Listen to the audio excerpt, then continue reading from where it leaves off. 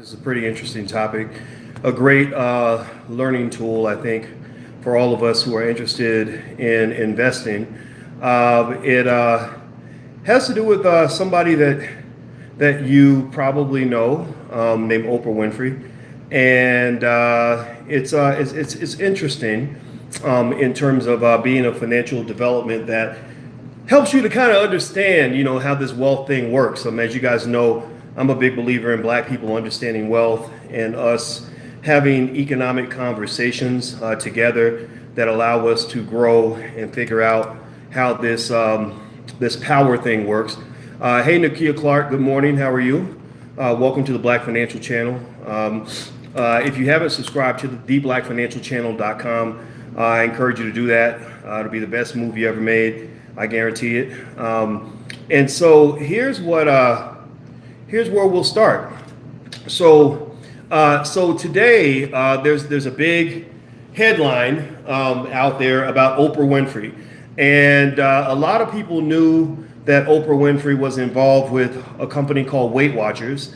A lot of you know about Weight Watchers. Weight Watchers has been around for many decades, and basically there's a little bit of trouble in paradise.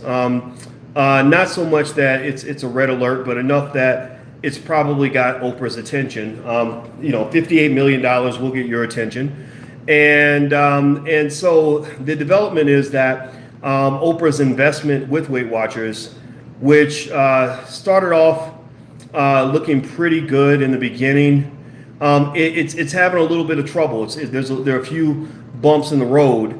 And so as of right now, a lot of people are sort of scrambling to try to figure out, what's really going on here. So let me go ahead and pull up. I'm going to pull up on my screen. If you want to see this, you can go to drboycetv.com if you actually want to see the screen share. But you don't actually have to be there. I can describe what's on the screen.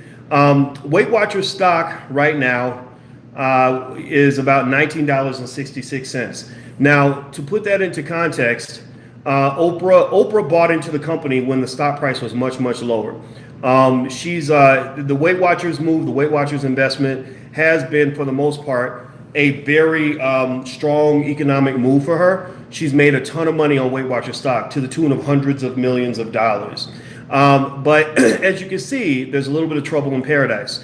You can see here, this past month, it's hit as high as $32. But it's dropped to $28.64, and today it says $29.57 on this chart, but actually right now the stock price is $19.66 after having another $9.91 decline just today alone. Now, if you go back 6 months, you can see that the stock was as high as $75, and which makes, you see all this blood red here that shows basically that the price has been dropping. Now, if you go back a year, you can see the stock price was over $100 a share.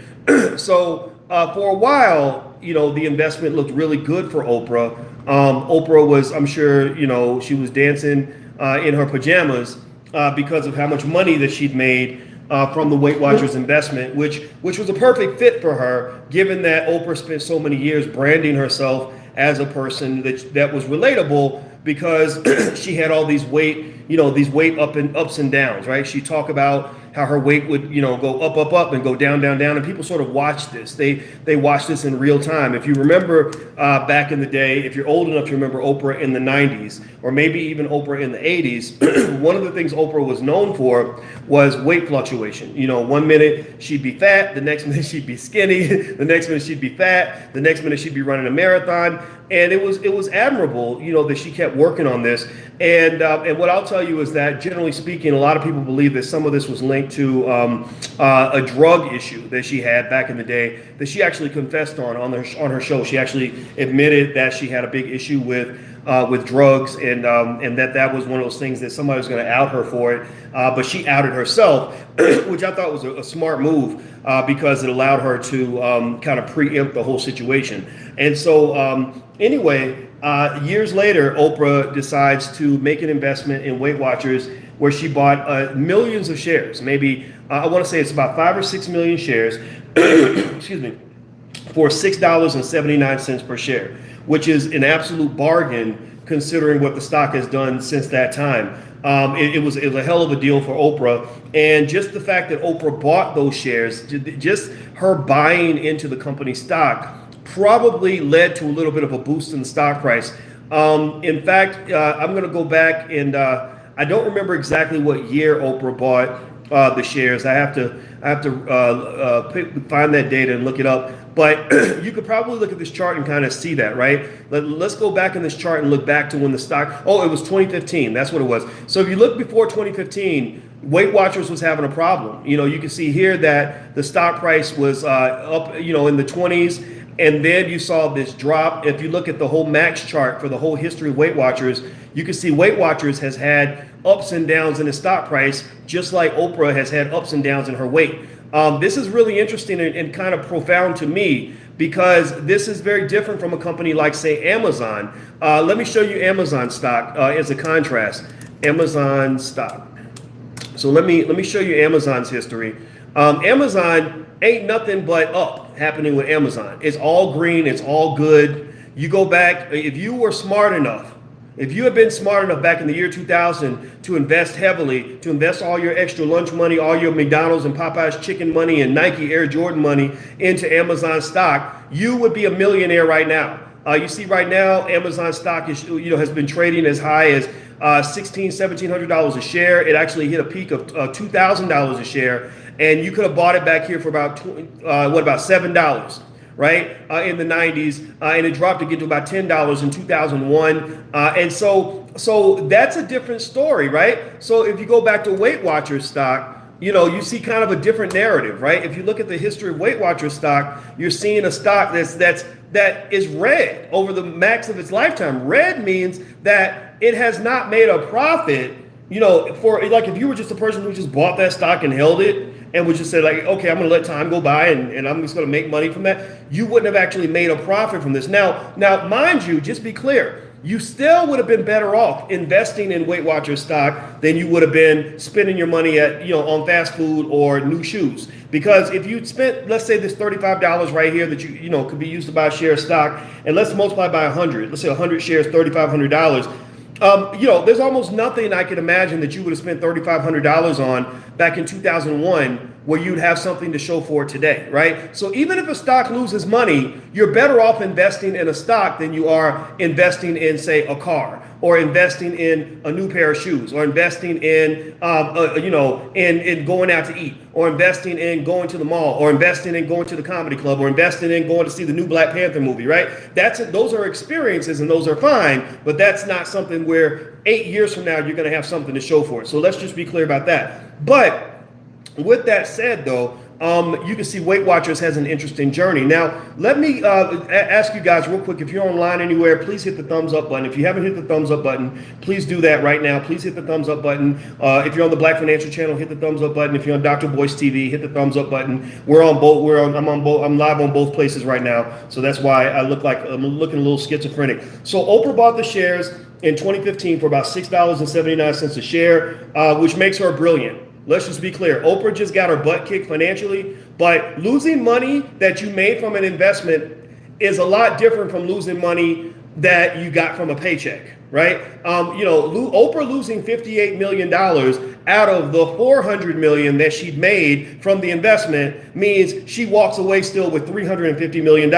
which means that she made a smart business move by investing in Weight Watchers stock. But the problem is right now that, a lot of times when you look at, how well you're doing financially, you compare yourself not to where you were before you made the investment. You compare yourself to where you would have been if things had kept going good. You compare yourself to where you would have been based on where the stock price has already gone. So the thing about Weight Watchers stock for Oprah that's probably upsetting her right now, I know I'd be upset if I were her, is that Weight Watchers stock is trading at $19 a share when at one point it was trading for over $100 a share. So Oprah, you may say to her, hey, Oprah, look, you still made over $300 million. But Oprah's thinking, yeah, but I thought I was going to make $1 billion, right? She's thinking, I thought this was going to be my $1 billion move, and it's only a $300 million move. So I lost $700 million.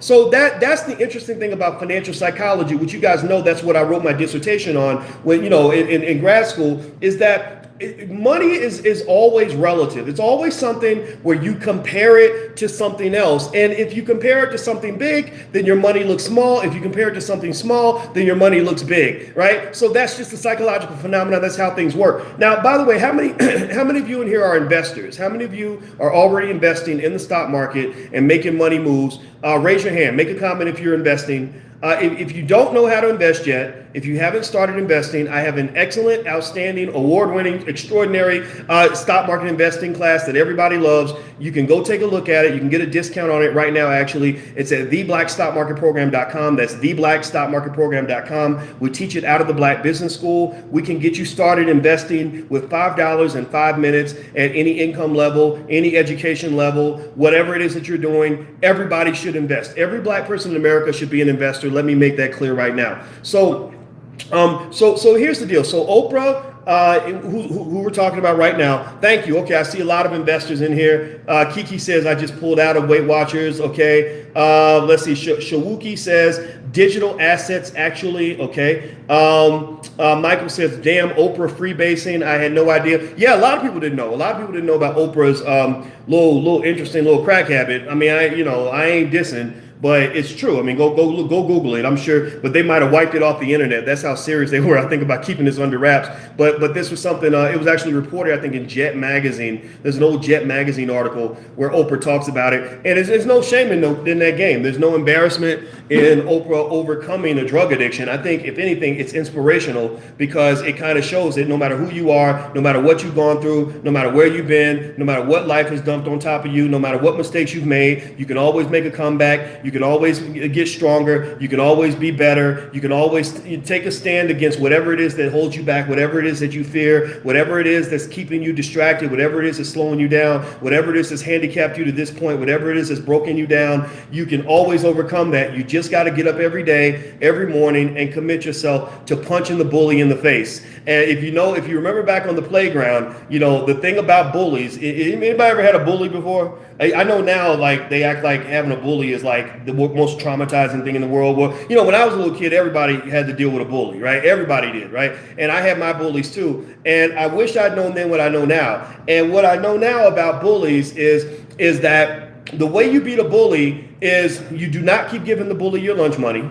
The way you beat a bully is you do not keep conceding to the bully, because bullies smell weakness. They smell weak people. They smell opportunity. If they know that you're the kid that will give them your lunch money every day without a problem, then they're going to see you as a cash cow, and they're going to keep coming to you for lunch money every single day. So what I learned is that the way you deal with a bully is you need to be ready to take a hit. You need to be ready if you can't go through the pain, then you're not going to get the gain. If you can't go through the hell, then you're not going to get to the heaven. And going through the hell means that the way to deal with a bully is you got to walk up to that bully, look that bully in the eye, and just punch the shit out of that son of a bitch and knock his ass to the ground. Just one good punch. If that's all you got, you throw that one good punch, and you might end up taking 20 punches. You might take an L. You might be bleeding at the end of the day, but you're going to have your respect, and the bully's going to think twice before they come at you, because the bully knows that you're not an easy target anymore. Well, I think of life in the same way. Every day when I get up and I'm thinking about all the things that slow me down, all the things that hold me back, all the limitations I have, all the things that scare me, all the things that worry me, all the things that make me feel like I'm less than, not worthy, not good enough, imperfect, screwed up, whatever it is,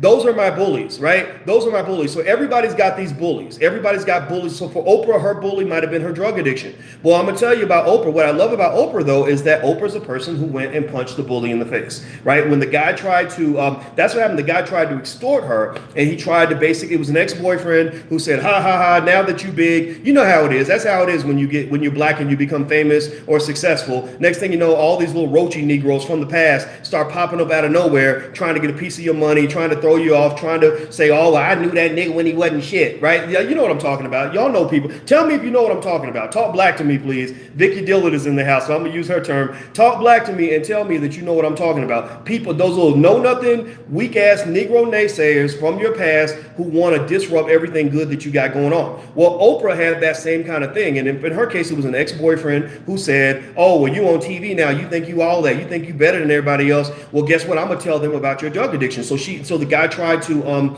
extort her or blackmail her or whatever you want to call it. And Oprah confronted the issue. Oprah punched the bully in the face. Oprah went on her show And in front of a nationally televised audience, she announced to everybody that she had a drug problem. And I think she even admitted, if I'm not mistaken, I think she even admitted using drugs before going on the show. And that was incredibly brave, and it was incredibly embarrassing. I can imagine how hard it was to do. In fact, she said it right before she said it, she said, "This is the hardest thing I've ever had to do in my life." But Oprah was confronting the bully, right? The bully being the ex-boyfriend, the bully being her fears of what people are going to think about her, right? The bully being the addiction itself, which may or may not have been in her past at that time, but she confronted the bully. And I admire that so much. And I can tell you, if you want to know why Oprah's successful, what I believe that why Oprah is successful is because Oprah has always confronted the bully. And that's what you got to do in your life. If you want to win, you got to confront the bully. And I'm going to tell you, sometimes the bully comes back and kicks you in your ass. There were times where I stood up to the bully and I said, okay, we're going to fight it out. And I would go in ready to die, ready to do whatever's necessary. And I would hit the bully as hard as I could. And I would take an ass whooping that was almost like out of this world, an interplanetary ass whooping, that would literally leave me on the ground bleeding. But there was something liberating about knowing that I'd confronted the bully, and I would notice that there would be a shift the next day in terms of how I felt about myself, in terms of how my friends saw me, in terms of how the bully saw me. And in fact, in many cases, the bully the next day would be trying to be my friend. So what I'm just trying to tell you is that, and I know this is a little bit of a tangent, but I just thought about this because I was thinking about Oprah and bullies, and you know me, I just go wherever my brain takes me.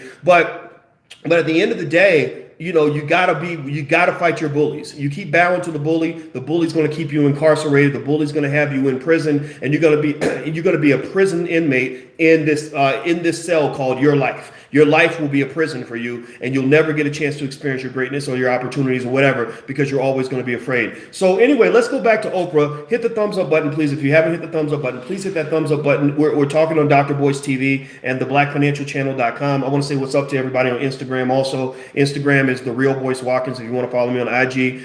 So we're talking about Oprah's recent plummet in her investment in Weight Watchers. Oprah lost a ton of money. She lost a fortune today, this morning. That's the funny thing about stock investing, right? It ain't like working a job where you get this steady paycheck and it's the same amount, the same low, crappy amount of money every single week, but it's consistent. Stock investing is literally financial schizophrenia. It's like I'll look at my portfolio one day, I'm like, woo, I made $5,000 in an hour. And then the next minute I'm like, damn, I lost $5,000 in an hour, right? It goes up and down, up and down. And what happens is long term, the reason that people stomach it and the reason people are okay with that is because the upward trend, if you invest the right way, if you invest consistently, then you see a long-term upward trend. And that's why if you want to know where rich people get rich, where rich people get their money, they get it because they are consistent investors in the stock market. And I'm not just talking about people that are born rich, that start off rich.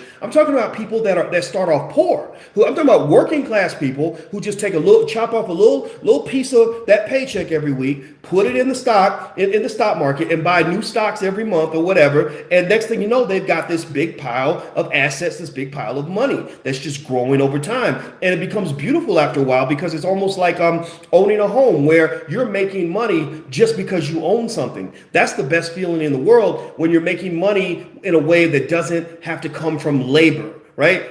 So anyway, in fact, making money with labor is like riding a bike where in order to move forward, you got to pedal. So you're like, oh, imagine being on a bike with flat tires where every time you want to move an inch, you got to pedal.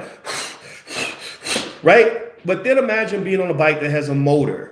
Right? Then you pedal maybe one time and you're going down the road, right? Or imagine being on a bike that's going down a hill where the tires are full, where you can pedal really hard and then you got your momentum and the hill carries you, right? That's the difference between being an investor and just making your money through labor. So everybody in here, if you haven't started investing, please start investing. Go look online. I've got a book on Amazon on the $5 a day investment plan. You could go check that book out if you want to. It explains how your family can become incredibly wealthy in a generation by you committing to $5 a day of stock investing. Doesn't matter which stocks you buy, at least based on history. It doesn't matter which stocks you can mix it up, mix and match, as long as you diversify. The number one rule of investing is to not put all your eggs in one basket. So anyway, and the book explains all of that. So you can go look at it on Amazon. You can find it there. Also, of course, you have theblackstockmarketprogram.com, which is my stock market investing class in the Black Business School. It's up to you to decide how you want to get it done. Just do it. Get your family involved. Get your family thinking like investors.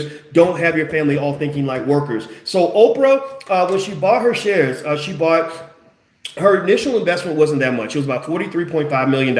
I think now her current investment, I think she owns about 5 million shares.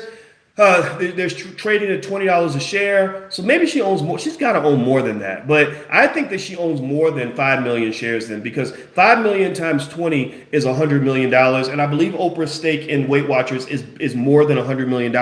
Now, when I look at the market cap of the company, the total market capitalization of Weight Watchers is about $1.33 billion. And Oprah is known right now. I believe Oprah owns about 5% of the, or no, 8%. I'm sorry, 8% of the company. So 10% of 1.33 billion is about 133 million. So yeah, about 100 million. So maybe that is right. Maybe that is the right number. But I do know also that Oprah sold off a big chunk of her shares. So at the time where she bought the shares for $6.79 a share, she bought 10% of the company. That 10% has dropped to 8% after Oprah, if I'm not mistaken. Let me look up this. I can't remember exactly what it was that she did. I know she gave a bunch of her shares to charity, stuff like that. Oprah actually does a lot of of extreme charity work, which I think is great. In fact, she is one of those people, if I'm not mistaken, one of those billionaires that's agreed to give away, I think, over 90% of their wealth when they die.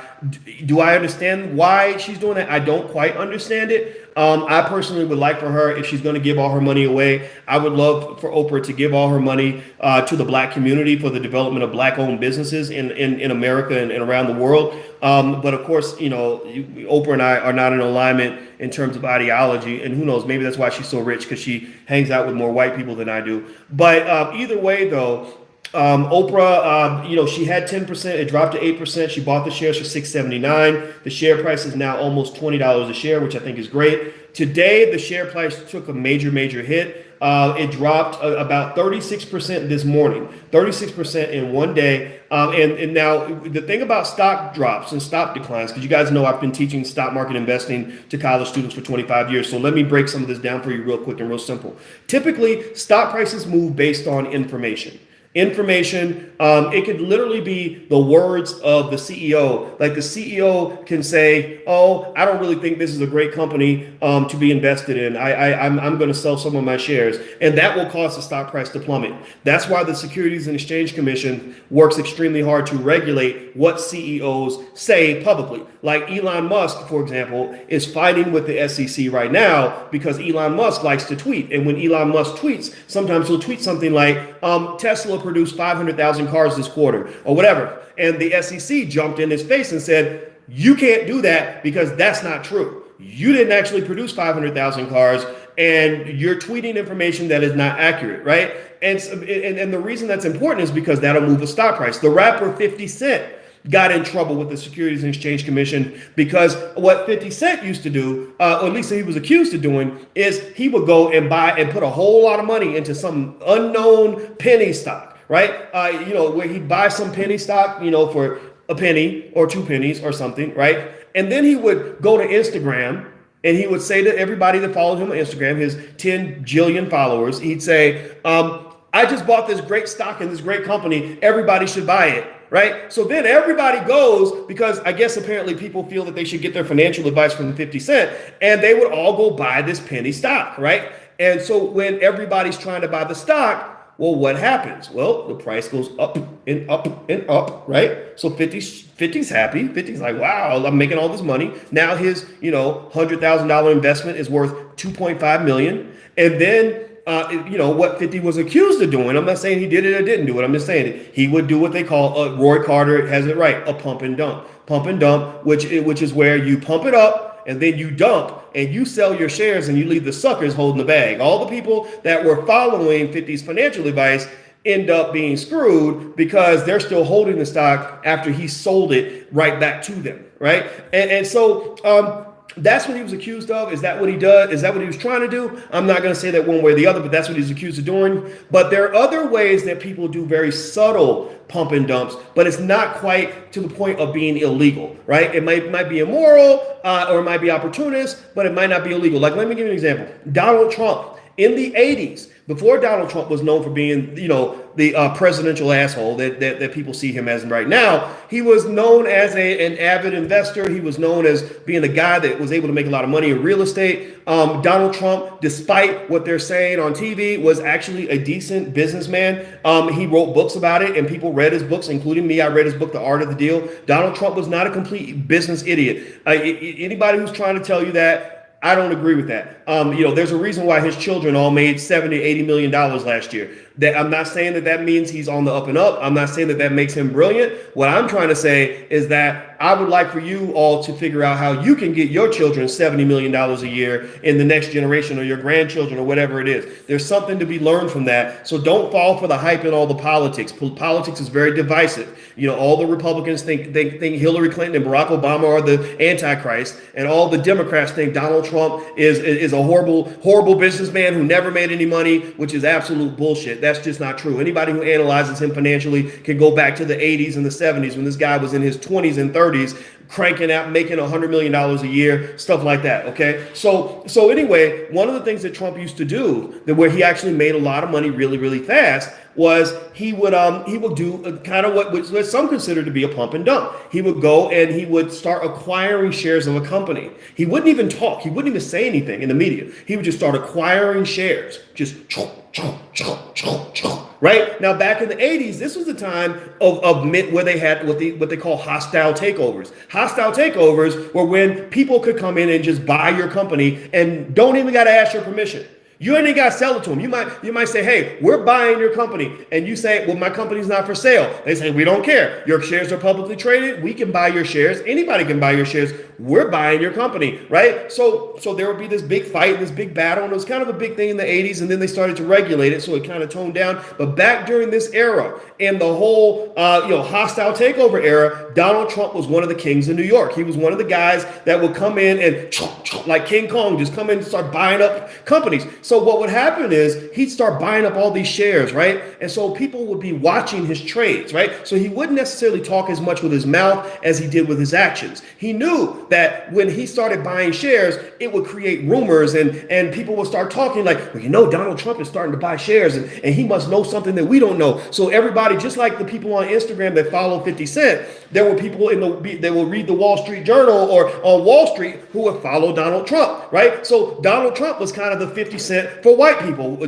50 Cent is the Donald Trump of black people, right? Maybe, I don't know, who knows, however you want to look at it. So he would start buying up all these shares. They would say, oh, well, Trump is buying all these shares, so he must know something. So what would happen is everybody else would say, oh, I want to get in. I want to get in. So they start buying the same company because they're thinking Trump either knows something about the company that they don't know, or that Trump is going to do a hostile takeover, right? Which would automatically inflate the value for the same reasons that Oprah's presence might inflate the value of Weight Watchers, because these are big name people. These are larger than life kinds of brands. Their names, the name Oprah Winfrey is a brand. The name Donald Trump is a brand, whether we like it or not, right? So he would come in and they would think that he's going to buy the company. So they would start doing what he does. So what happens? All these people want the stock. The stock price goes up, up, up. Next thing you know, Trump, he bought his shares for $20 a piece on average.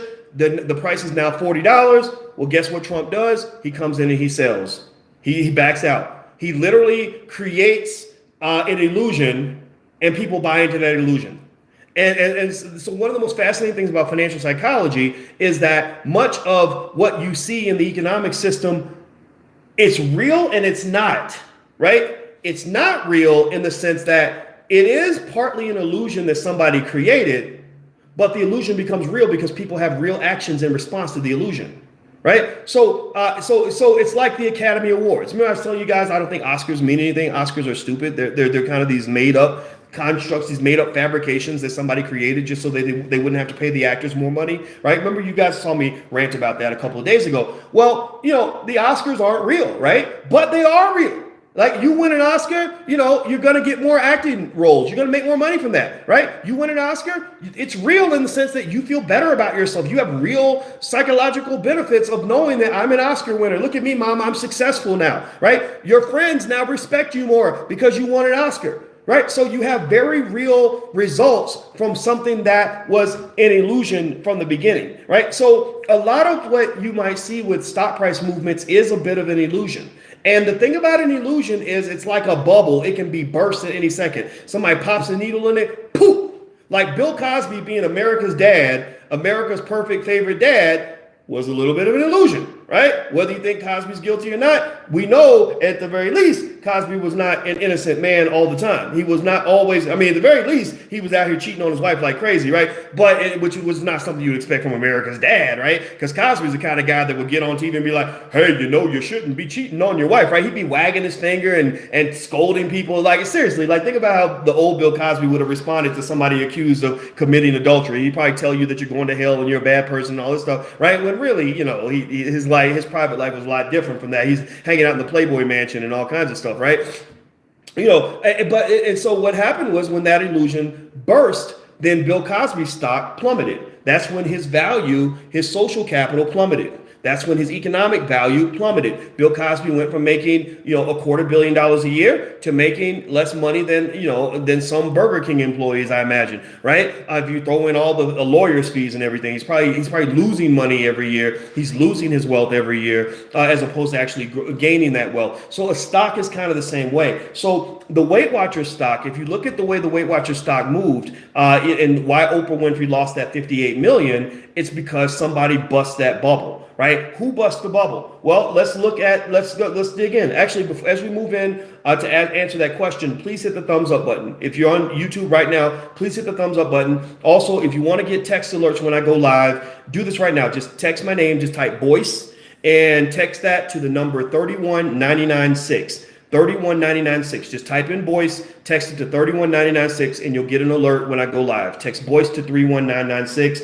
Also, if you want a free e-copy of my book, It Takes a Village to Raise the Bar, you can go to drboycewatkins.net. That's drboycewatkins.net. So the CEO, now, where did the bubble burst for Weight Watchers? Why did Oprah lose $58 million today? That's a lot of money. I'm sure Oprah's upset about that. Well, you can look no further than Mindy Grossman. Mindy Grossman is the current CEO of Weight Watchers. Now, let me tell you a little bit about Mindy Grossman. Let me find a picture of Mindy. I maybe find a picture of Mindy with Oprah, so that you can see them together. And because Oprah, you know, she has all of her favorite white people, and Mindy is one of the people that she loves and partners with. And I'm kidding. I'm not making fun of Oprah, but I am. I guess I really am. So I probably shouldn't apologize. But there's Mindy, right, with Oprah. And Oprah and Mindy are buddies because Mindy is the person that Oprah and the board believe that, you know, can make her money. Now, Mindy would not be the CEO, most likely, of Weight Watchers if it wasn't for Oprah. If Oprah wanted her removed, she could probably get rid of her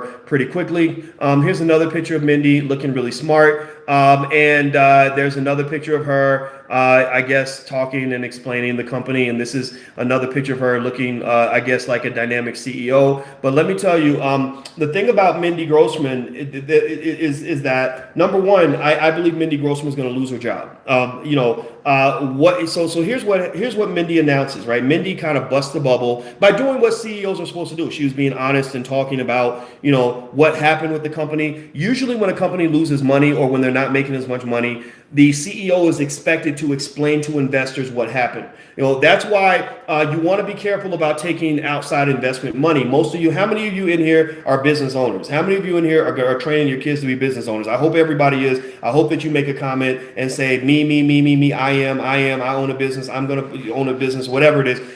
Because, you know, we need entrepreneurs in the community. We need as many entrepreneurs as possible to create jobs for Black people. White people are not going to do it. We have to do it ourselves. So if you are a business owner, one of the things I want you to understand is that you shouldn't always celebrate just because somebody gives you money for your business, right? Just because you have an investor doesn't mean you're better off. In the Black community, one thing that we do is we have these articles that go viral where there'll be some story about somebody who got, you know, $5 million for their lemonade company, or so-and-so got $8 million for their new venture, right? And we're like, oh yeah, Black excellence, y'all. Yeah, woohoo. You know, we're excited. But the thing is that a lot of times the devil's in the details. Every investor is not somebody that's going to make your company better. Every investor is not somebody that's going to liberate you as an entrepreneur. Some investors will incarcerate you. There are some investors where when they offer money to you, you need to pack up and run. Because some investors are like gangsters. They will come in and they will want to buy up or give you a big chunk of money so they can control your company and reshape the direction of the company. That's why you have a lot of companies out here that don't take money from investors. The guys that with snap.com, one of the things that they said in the beginning is they said, we don't want to be another Facebook. Facebook sucks. Facebook's an evil company. They mistreat everyone. We don't want to be like that. So we'll go public. We'll let people invest, but we're going to only issue shares that do not allow the shareholders to vote. These are non-voting shares. Why would they do that? It gives them less money. The investors were like, yeah, well, I would have gave you $20 or $30 a share, but now I'm only going to give you 12 because I want to be able to have a say in the direction of the company. Well, the reason that they issued non-voting shares is because they don't want anybody disrupting the direction of the business. Chick-fil-A chooses to be a privately held company when they could easily go public and make an extra $20 billion. Why would you not want an extra $20 billion? Well, because if you go out and you issue a bunch of shares and you get that $20 billion, nobody gives you money without an exchange of power. Teach that to your teenage daughter. Don't nobody give you nothing for free. Teach that to your daughter. Don't nobody give you nothing for free. So when the baller comes around and says, hey, girl, I'll buy you diamonds. I'll buy you pearls. I'll take you to Red Lobster and give you the cheddar biscuits. You better tell her to run, unless that's a boy that she really likes, because you got to understand, your daughter probably understands that when that boy comes bearing gifts, that he probably wants something in return at the end of that date. He's making an investment and he wants a return on his investment. That happened to me when I was 14 years old. There was this little girl named Ingrid that I worked with at Wendy's, and I thought Ingrid was so cute. And Valentine's Day came, and I didn't know what to give Ingrid for a Valentine's Day gift. So I was 14, which means I was pretty stupid at the time. So I just kind of grabbed something that was on my desk. It was this old Polaroid camera. It was this camera, like this crappy camera, but I was like, I could give her this camera. So I packaged the camera up, and I gave Ingrid the camera at Wendy's as like a Valentine's Day gift because it was the only thing I had to give away. I didn't have no money. And do you know, that night I got a call from Ingrid's dad. Ingrid's father called me and said, this is Ingrid's dad. I'm like, okay. And he's like, you gave her a camera today. And I was like, yeah, that was just, no, that wasn't a big deal. No, he's like, no, tomorrow Ingrid will be giving you your camera back. Right. And that's what a good father does. A good father says, why is this little boy giving you this expensive gift if he don't want something in return? Now, I didn't want nothing. I wasn't even old enough to really know exactly what I was supposed to want. I just wanted her to like me, right? But still, that was very wise of Ingrid's dad to call me and say, she's giving your gift back, right? Well, the same thing's true when you start a company. When investors come along bearing gifts, some investors, you got to say, I'm going to give you your money back. I'm going to give you your capital back because your values don't mesh with my values. And so ultimately, with publicly traded companies, that's one of the gifts and the curses of being publicly traded. On one hand, you get all this extra money coming in. On the other hand, you got all these people that now control your company and tell you which way to go. Like Steve Jobs was the founder of Apple, but Steve Jobs was kicked out of Apple. When Apple went public, they gave Steve Jobs a bucket full of money,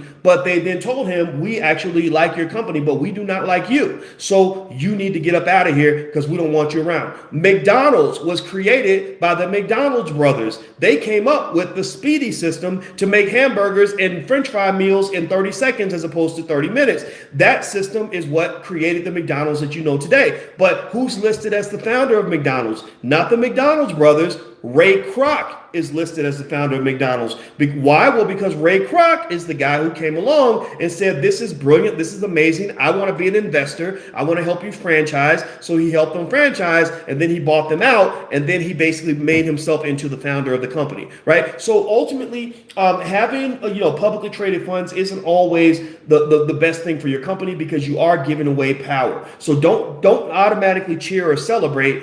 every time you see a black person who suddenly got all these investors, because especially being black, when a bunch of white people come in and give you a bunch of money for your company, then that's going to probably shift the direction of your company quite a bit. So anyway, in fact, it might get to the point where it's not even a black-owned company anymore. So the share price dropped 36% today after the Mindy Grossman, the CEO, makes the announcement that basically the fourth quarter of 2018 for Weight Watchers didn't go so well. First thing they did, which I just didn't like this at all, I thought this was insane, they changed the branding. They changed the name from Weight Watchers to WW. Now, tell me, can anybody guess what the first thing was that came to my mind when I saw WW? What's the first thing that you think about when you hear WW? Somebody guess. I'm going to say it, and then I'm going to look at your comment. Yes! Thank you, Lachez. Wrestling! Yes! Yes! I was like, that sounds like WWF or WWE. Oh, Tamika said white women. That's pretty accurate too, right? Yeah, wrestling. I was like, WW, like, is that supposed to be WWE, WWA, WWF? That's crazy to me. I mean, everybody knows the name Weight Watchers. WW, are you serious? And then, and the reason Mindy Grossman gave for changing the name of the company that's been around, my God, I think Weight Watchers has been around for how many years? Let me see here. Let me Google this. Weight Watchers. Okay, it says WW Inc. I'm literally Googling. I'm looking. There are 18,000 employees. The company was founded 55 years ago. So you're taking a 55-year-old company and you're literally changing the name to something as vague and ridiculous as WW, which really does sound like you just sold your company to Vince McMahon and you're now doing wrestling shows for a living. Like, that's insane. I don't get that at all. It doesn't make any sense. But, you know, Oprah went along with this. Oprah could have vetoed this. Oprah could have went into Mindy's office and said, do not change the name. Do not do that, right? But, you know, anyway, so apparently that's the official name of the company, WW, which I think is just, honestly, I think it's kind of dumb. The companies, they still made a profit now. The problem is not that they made a profit. The problem is that their profit is much lower than what it was before. So that's how stock prices move, right? It's not whether or not you make money. You know, a lot of companies make money and watch their stock price plummet. Everything is based on expectations. So people expected Weight Watchers profit to be here. The profit was actually here, and people didn't say, well, that's still great. We made a profit. No, they said you made less than what you were supposed to make. You didn't grow as much as you were supposed to grow. And so the company has announced that, you know, to save Oprah's money, they're going to do a lot of pivoting. One of the mistakes that it looks like they made was they changed their name to WW because they wanted to be a little bit broader. They wanted to be everything to everybody, which is a very good way to go out of business. Don't ever start a business where you say that your target audience is everybody, because you're probably going to fail. You can't please everybody all the time. I learned that actually from Bill Cosby and his old crazy ass, right? Bill Cosby said, I don't know the secret to success. He said, but I do know that the secret to failure is trying to please everybody, trying to be everything to everybody. So basically, I think that Oprah's company, I think Weight Watchers made the mistake of abandoning their niche, which was weight loss, and trying to get into all areas of wellness and healthy eating and natural. So there was something that she made some sort of statement about it that was in some article that I read. And they literally, you know, she literally said that, let me read the CEO statement. Hit the thumbs up button while I do that, please. Please hit the thumbs up button. Mindy Grossman said in the statement that the company has had a soft start to 2019 versus last year's strong performance, since its early year recruitment period did not go so well. So in the beginning of the year, Weight Watchers typically makes a ton of money because everybody's making New Year's resolutions that they're never going to keep. Right now, just so you know, there are scientific methods on how to make sure you keep your New Year's resolution. Google Boyce Watkins and New Year's resolutions. I actually did a video at some point on the difference between people that actually make a resolution and stick with it versus people that make a resolution and abandon it, right? So it's a good video. Please feel free to check it out. But anyway, everybody makes these New Year's resolutions, and that's when Weight Watchers makes their money, because that's when everybody enrolls and everyone subscribes. Well, this year, the number of new subscribers was much lower than what it was last year. And the stock price is 82% off its 52-week high. It's actually been as high as $105 earlier this year. It's now down to about $19 and something. And here's what I think is going to happen. So Grossman made the announcement that Oprah is going to be more directly involved in its marketing. They're going to start putting Oprah in the ads, and Oprah herself is going to be hands-on and kind of elevate the company, which makes sense. That's kind of what she did with the Oprah Winfrey Network. She is she knows that she is a personal brand. So I can see Oprah saying, okay, I'm going to come to the meetings. I'm going to be in the ads. I'm going to use my brand. In fact, if you go look at the O Magazine, anybody ever seen O Magazine? Tell me if you've seen O Magazine. Tell me what you notice about the cover of every single O Magazine ever created. What is the common theme of O Magazine that you see on every single cover that has ever been published in the history of this magazine? As you do this, I'm going to Google O Magazine covers, and I'm going to show you. Okay, I'm going to do a screen share. If you want to see the screen share, you can go to drboycetv.com. Yes! Ta-da! Look at that. Who is that on every damn cover of O Magazine ever created? Look at that. It's Oprah in brown, Oprah in pink, Oprah with a perm, Oprah with a wig, Oprah with curly hair, Oprah with straight hair, Oprah in jeans, Oprah wearing green, Oprah wearing purple, Oprah in a skirt, Oprah in a pantsuit, Oprah with a hat. Right? Every single cover of O Magazine. Look at this. I mean, look at this. I'm sharing my screen. You guys can see this. Look at all these covers. Every cover has Oprah on it. And I remember thinking, my God, this woman is either, oh, wait, Scott, wow, she made an exception. Here's one with Obama on it. Okay, so she shared the cover with Obama, which actually feeds into that whole rumor about her having this like flirtatious obsession with Obama, which kind of makes her like every other black woman on earth, I imagine. So it is what it is. It's fine. You know, he's president. I mean, if that ain't gonna get you some sexual attraction or attention, then I don't know what does. But anyway, Oprah has been on every single cover, pretty much, almost every single cover,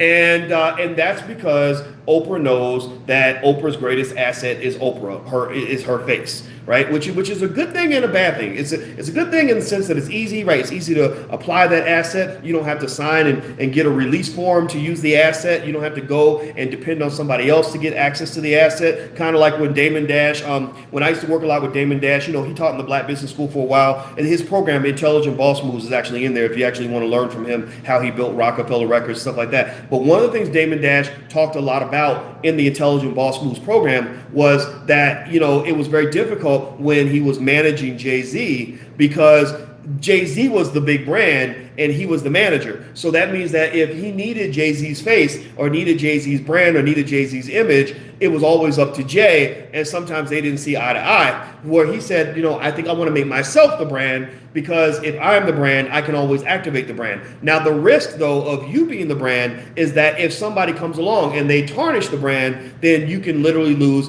hundreds of millions of dollars, aka Bill Cosby, aka Tiger Woods, aka R. Kelly, right? If you get tarnished in some horrible, horrible way, you're talking about losing hundreds of millions, if not billions of dollars.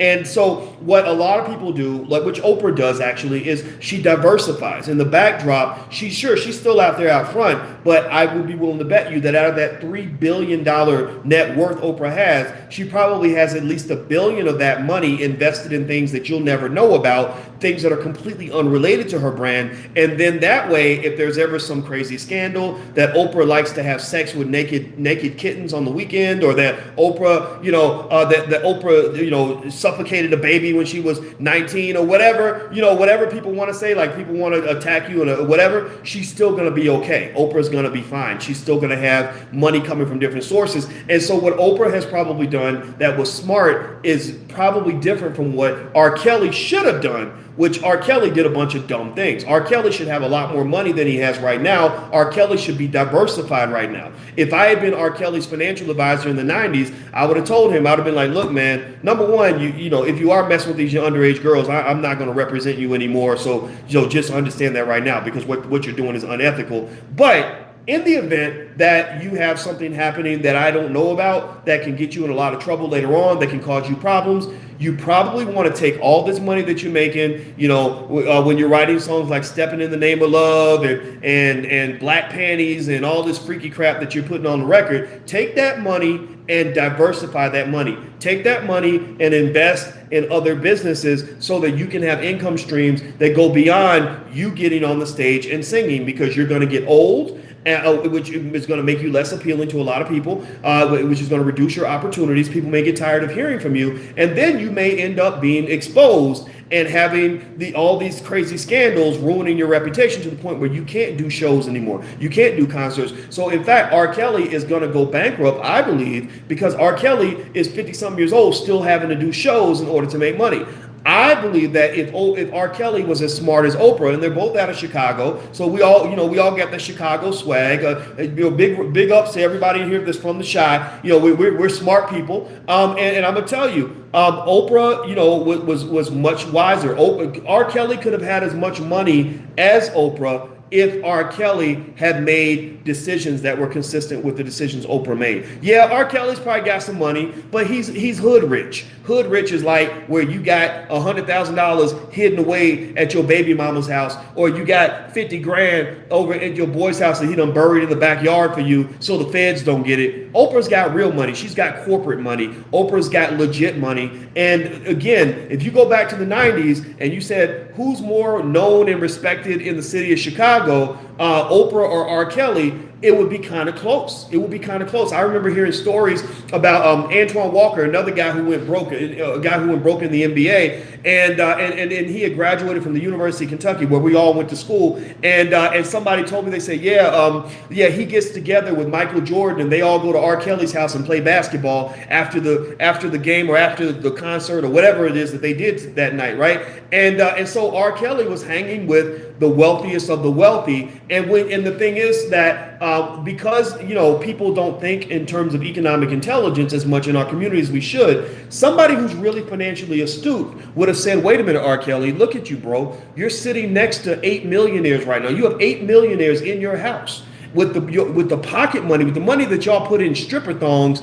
We could take that money and flip that into millions of dollars by positioning it in some of these black businesses where people have great ideas, but they need an extra 10 grand in seed capital to get the business going. They'll give you half of the company for $25,000. You can go over here, you can buy these plots of land in the South Loop of Chicago near Cabrini Green projects where nobody wanted to live at the time. And in 20 years, white folks going to gentrify that shit and it's going to be worth millions. You can do a lot of things with your money, and it'll protect you long term. It'll protect you and your children. But unfortunately, that's not the conversation that happens in the black community like it should. And so that's why you end up with these crazy, ridiculous situations where people end up destitute. In that one example I just gave you, R. Kelly, Antoine Walker, and Michael Jordan, 2 out of 3 of those Negroes are barely above broke. Antoine is clearly broke, because he's most famous now, not for what he did on the court. He's most famous now for blowing $110 million in his NBA career. That's what he's known for, right? And he ain't gonna get that money back because he's old and fat now and he can't hardly read. So ain't nobody gonna hire him to do anything that serious or that legit that's gonna help him make that level of money. He can probably make $250,000 a year or whatever, but he's probably got $10 million in debt.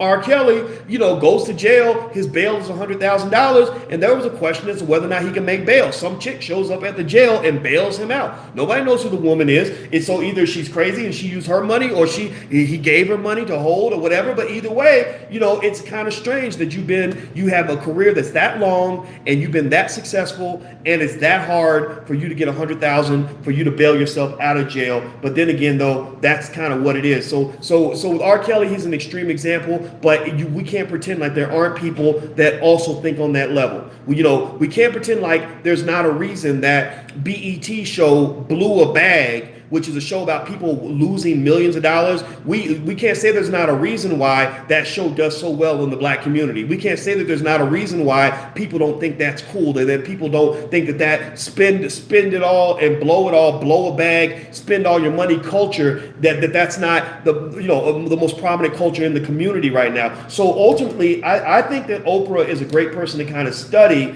because people like Oprah, Nas, and others are kind of making these really intelligent money moves. But even deeper than that, I think that there are actually intellectual people and business people that should be studied just as much as we study the entertainers. Like A.G. Gaston. A.G. Gaston, my God, A.G. Gaston is the kind of black man that every black child should know about by the time he's 7 years old. No black child in this country should go to the age of 7, 8, 9, or 10 without knowing about A.G. Gaston. Why? Well, because A.G. Gaston had a 10th grade education but was worth $120 million in the 1940s and the 1950s. He's worth over $100 million at a time where black people didn't have hardly any money circulated in the community like we should have had, right? A.G. Gaston was a millionaire in his early 20s in like 1918, right? How do you do that? How do you do that? How do you do what Marcus Garvey did and generate millions of dollars in capital from black people, from righteous black people, and you're not doing it by cozying up with white folks, right? These are the things that our children need to learn. These are the things our children need to study.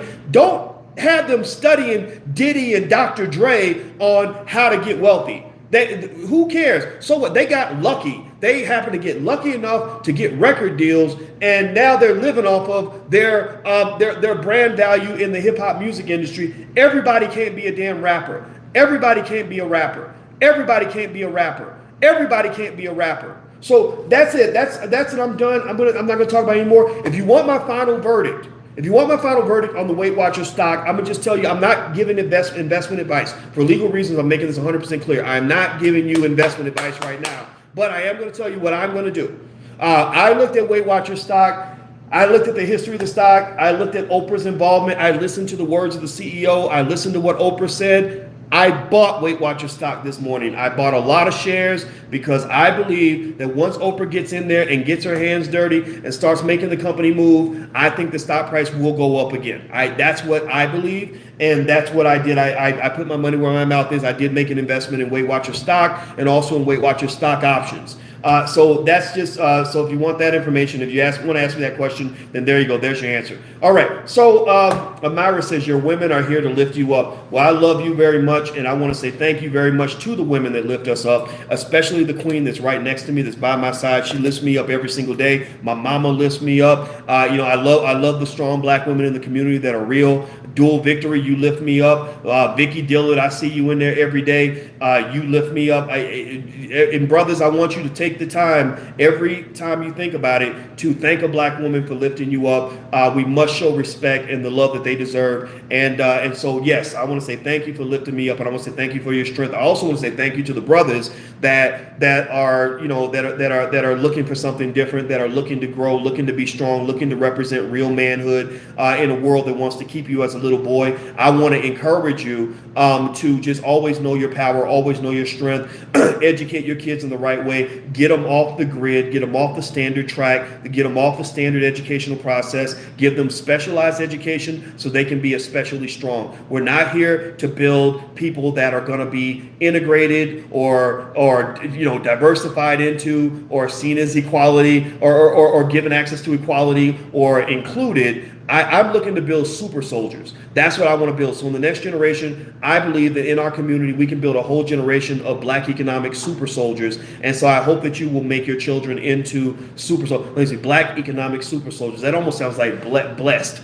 but maybe it could be best, BESSED, black economic super soldiers. So and that comes from early economic training, early economic conversations about empire building, not just job seeking. That's what I'm all about. That's what I believe in. And so I want to say also thank you to the brothers that have our back, that believe in us. You're not unseen. I see you every day, and you keep me going. And every ounce of fire that you hear coming out of my mouth right now comes from the fact that I know that you believe in what we're doing, and I know that we have each other's back. So and if I ever come up short on any level, level. I want y'all to let me know so that I can step my game up, because I know I'm not perfect, but I'm always doing my best for you. So that's it. I'm done. I'm going to stop talking. I'm out of here.